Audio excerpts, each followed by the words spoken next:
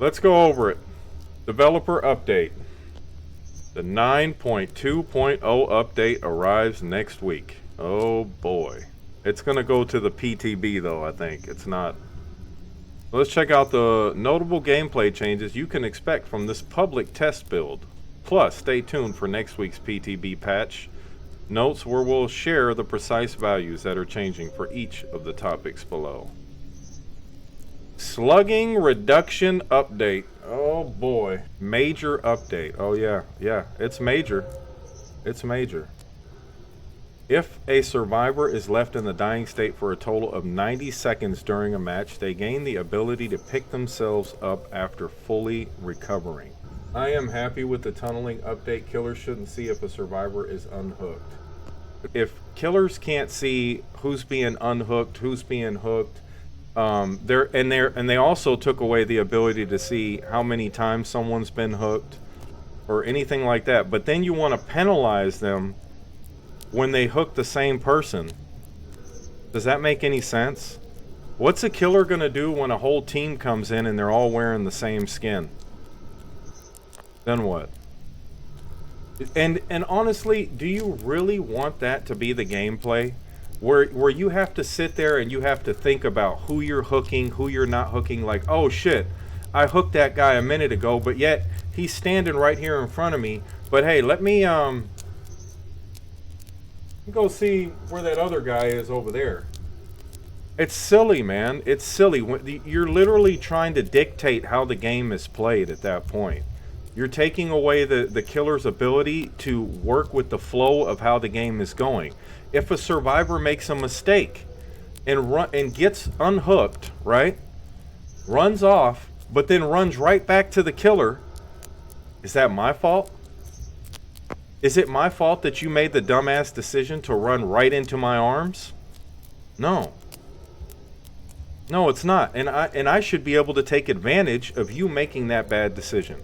And I understand that some of you like your bias towards the survivor side. I understand that. I'm trying to be on both sides here because I actually enjoy playing the survivor side as well.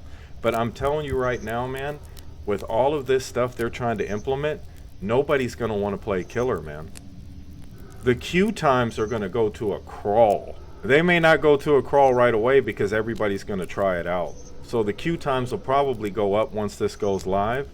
And then it'll slowly start to die out because people are just going to feel too stressed out trying to play this. So now they're going to be able to get up after 90 seconds. So basically everyone's getting unbreakable. That's basically what's happened there. I think there might be more trapper players. Yeah, but see, that's never the solution. The solution should never be, well, these changes are just going to make people shift to a different killer. That's not a good solution. All killers need to be viable, all killers need to be powerful, and all killers need to be scary. There shouldn't be any, like, I should be able to pick any killer on that roster and have a opportunity to win games. Period. Just like the survivors can pick any survivor on their rosters and have a chance to win the game. It needs to work both ways. We went from, now every survivor basically has unbreakable. So that leads me to believe, what's the point of having unbreakable? So is that perk just pointless now because nobody's going to run it? They don't need to. I mean, yeah, with unbreakable you can recover quickly, right? You can recover faster and you'd be able to get up probably quicker than 90 seconds. So maybe they'll still run it for that reason. But I don't know. I don't feel like they will probably. I feel like most people are going to stop. And honestly, you don't really see that many people using Unbreakable now. Because there's other perks that are better. Right? Added the option to enable or disable this mechanic in custom games. Oh, yay. That's great. Why would you even do that? If I'm playing a custom game, I want to play the game in a custom lobby so I can be practicing to play the real game. That's silly. Okay. No, perks that enable you to recover from the dying state, like Boon, Exponential, will continue to function as before without needing to meet this requirement. Gradually increases crawling speed for survivors who are left in the dying state. Okay, so they can just crawl away faster and faster as they... Added the ability for survivors to recover while crawling. Recovery now occurs passively with no need to hold a button. Boy. It's just... I don't know, man. It's like they just want to put everything in easy mode for the survivors, man. It's crazy. Updated several survivor and killer perks to account for these changes. Oh, okay. Well, we'll have to see what that is. And I'm sure that's not going to be everybody. You're not telling me that you actually play tested the game to the point where you made changes to every single killer to account for this crap, right?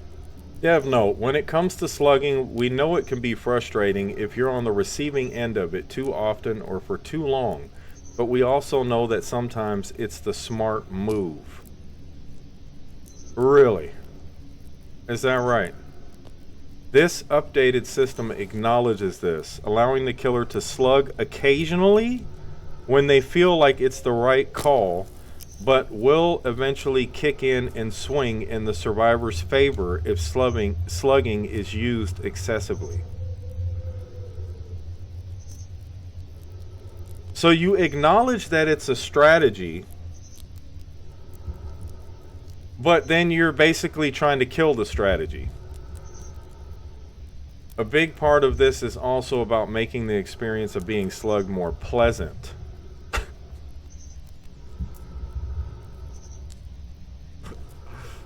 Why don't you... What are you doing for the killer side to make the killer side more pleasant? Bro, their terminology here. More pleasant? It's a horror game. What are you talking about? Pleasant. As much as being slugged can be, at least, the recovery changes in crawling speed will give you a bit more agency when down, so you aren't just holding a button and waiting for someone to come save you. Yeah, but that's kind of like that was the offset. You're holding a button, but you're sacrificing your mobility to hold the button. That was the whole point. Now you can move around and recover, and you don't even have to hold a button. Tunneling reduction update. Oh boy. I don't like this update. Yeah, on paper it looks terrible. Obviously we are going to have to play it, but man, I don't see how this can work out so far. Just based on just this first little part right here. We haven't even gotten into this yet. We're already heading in a really bad direction, in my opinion. Tunneling reduction update, and actually it gets way worse. This part is probably not even the worst. This part is where it gets really bad. When a survivor is hooked, their hook status is hidden from the killer. When they're unhooked, there is no notification and their hook status isn't revealed immediately. So again, it begs the question. You don't want killers to camp hooks, and you don't want killers to put a survivor that was just unhooked back on a hook, right? That's basically what you're trying to prevent. But if the killer has no clue when someone is being unhooked or who's been unhooked, or basically you're taking away all of his information, how is he supposed to keep up with any of this shit? And not even to mention the fact that now, with that change right there, what do you think some of these killers are going to do? Well, if I put this dude on a hook, and I have no idea when he's getting unhooked, there's no more information, right? Well, I guess I better just kind of stick around so I can see it with my eyes and know when somebody's going to go and unhook them. So isn't that going to lead to more hook camping? right? You would think. Unhooked survivors gain the following effects for a limited time: haste, endurance, and elusive. No collision with other players, both killer and survivor. Wow. Immunity to killer instinct and sees the killer's aura nearby. Holy hell. Okay, Paulin, I agree. They're superheroes now. They get off the hook and they're invincible. These effects are lost when the affected survivor perform a conspicuous action. All these effects, except haste and endurance, are disabled once all generators are completed. Added a unique killer effect to the killer hook state UI that indicates the last survivor they hooked. Okay, so it indicates the last survivor they hooked. So let me guess. So again, if I hook somebody, this is going to tell me that that's the last person I hooked. So now what you want me to do as the killer is, if that person is an absolute idiot and runs his ass right back in my direction, right? Makes a mistake, basically. I'm just supposed to be like, oh shit, I just hooked this dude, so I need to pretend like I don't see him. That's what you want me to do? When that was my opportunity to get a survivor out of the damn game. They do realize that getting 12 hooks, like if that's what they want people to do is get 12 hooks, do they even... Never mind. I don't even know why I'm asking that question. And of course they don't play their own game. Of course they don't. After completing a unique hook, the same survivor is not hooked consecutively. Killers get the following benefits: bonus damage for the next generator kick, temporary haste status effect, temporarily reveals survivors, think Base Kit, Barbecue, and Chili, that have less or equal hook states to the hooked survivor. These effects are slightly lessened for the Blight, the Dark Lord, the Ghoul, the Hillbilly, and the Nurse. These effects are disabled once all generators are completed. So they're basically going to give killers what they're giving them right now in this event. Whenever they hook a survivor that hasn't been... After completing a unique hook, the same survivor is not hooked consecutively. Killers get the following benefits. Do they get this for the first hook, or is this saying... They're saying you hook someone else, and then you have to hook that guy that you hooked the first time again to get these benefits? Or is it every time you hook someone that hasn't been hooked consecutively? It says the same survivor is not hooked consecutively, so I'm guessing that would mean the first hook. Library says, just play Nurse or Blight, easy peasy. Yeah, I know, man. It's like there's a couple of killers, right, that just kind of just skate through. Whatever they change about the game, they're fine. And it just blows my mind that the developers don't see that. You know, you're right about that. I mean, if you just want to be able to endure whatever changes that behavior comes up with, you just pick a certain select few killers that seem to still be able to make it through whatever, right? And 60% kill rates is very close to 50%, and I cannot stand it when a game tries to dictate the rates and trying to keep people within a certain percentile. And my guess is that the matchmaking system in this game is what's keeping people locked in on that 60%, because that's pretty close to 50-50. If a survivor dies before 6 total hook states, all remaining survivors gain a repair speed bonus for the rest of the trial. I think that is probably the worst thing I've seen out of this entire thing so far. Right there. That right there. That's even worse than everything else. And that, obviously it depends on what kind of a bonus we're talking about, but any bonus is bad for that. That's terrible. So what you're essentially doing is you're punishing the killer for being a good killer. That's what you're doing. You got a survivor out before 6 total hooks? Take that. If the survivor that was last hooked is sacrificed or killed, generators cannot be regressed or blocked. If the survivor that was last hooked is sacrificed, bro. Am I reading this? Am I taking crazy pills? Am I reading this shit correctly? If the survivor that was last hooked is sacrificed or killed, generators cannot be regressed or blocked. That is the worst, absolute worst idea I've ever seen.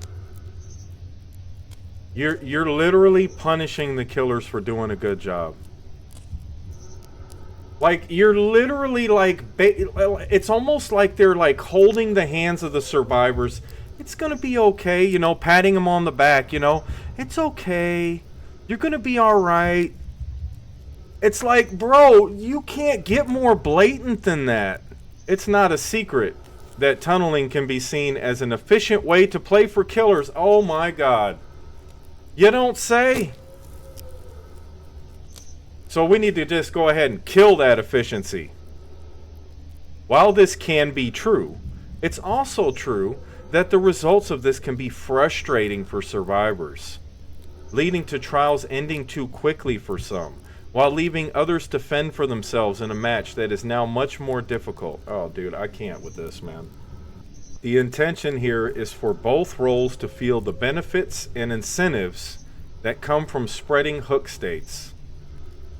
On the one end, survivors have better opportunities to evade and reset after unhooks. Yeah, because they don't already have a plethora of that already. While also limiting those tough situations where losing a survivor too quickly causes things to go south quickly and snowball. Isn't that the point, man? Isn't that the point? If I'm playing killer, you're trying to take away my ability to end a game swiftly because I'm playing my killer class perfectly. If I play really well and I knock out a survivor early, why am I being punished for that? Sometimes survivors play really bad. And you might just you need to hydrate. You might just knock out a survivor and 3-hook them within the first 5 minutes because they're so bad.